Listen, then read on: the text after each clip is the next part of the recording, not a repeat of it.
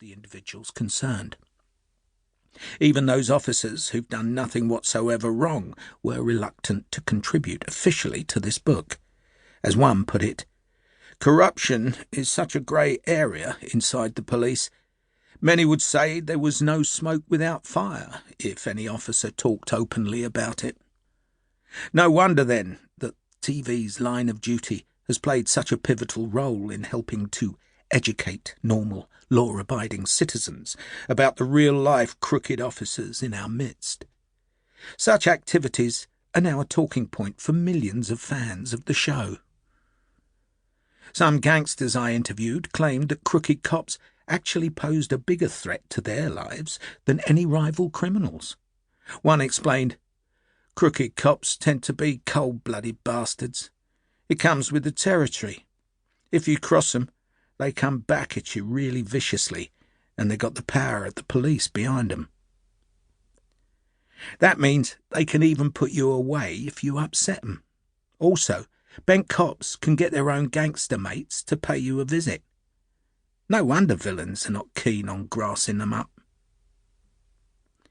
In this book, we'll examine the character traits of real-life police officers, alongside the intricate backstories constructed by creator Jed Mercurio for his Line of Duty investigators to make them believable to a TV audience.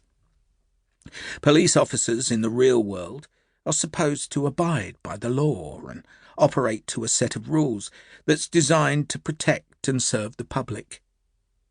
But Line of Duty, the real story, exposes what happens when they turn into the perpetrators of crime.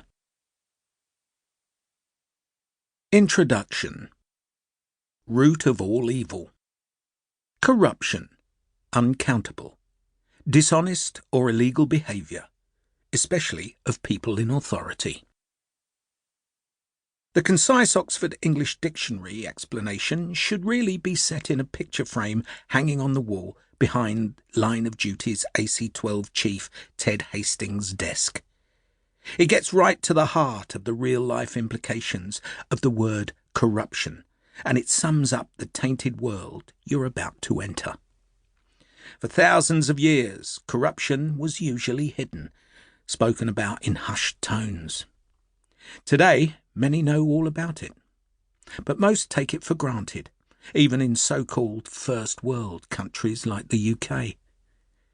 In nations around the world, corruption is a precious commodity that has helped crooked kings, presidents and prime ministers to acquire great wealth.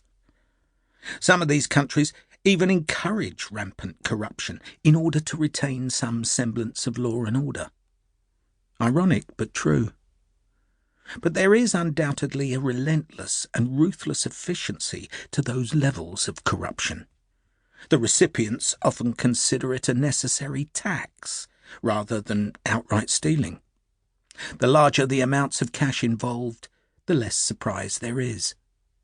The fever of corruption is here to stay. In fact, high-level corruption is now considered an essential ingredient in many societies, often providing a twisted sense of stability in nations verging on civil war. But what about the type of corruption that's helped turn Line of Duty into one of the most successful programmes in UK TV history? Without it, the officers of AC-12 wouldn't have a job. Their dilemma, and that of many real-life police units specifically set up to investigate bent coppers, is that a thin line often exists between real corruption and manipulation when it comes to a police officer and his duties. That grey area is probably one of the main reasons why Line of Duty succeeds so well as a drama format. The investigators have to work their way through myriad problems and implications to get to the truth. Perfect ingredients for a gripping drama. There's nothing admirable about the real-life criminal cops you're going to hear about here, but it's worth considering that many of them found themselves caught in a no-man's land of hate and resentment.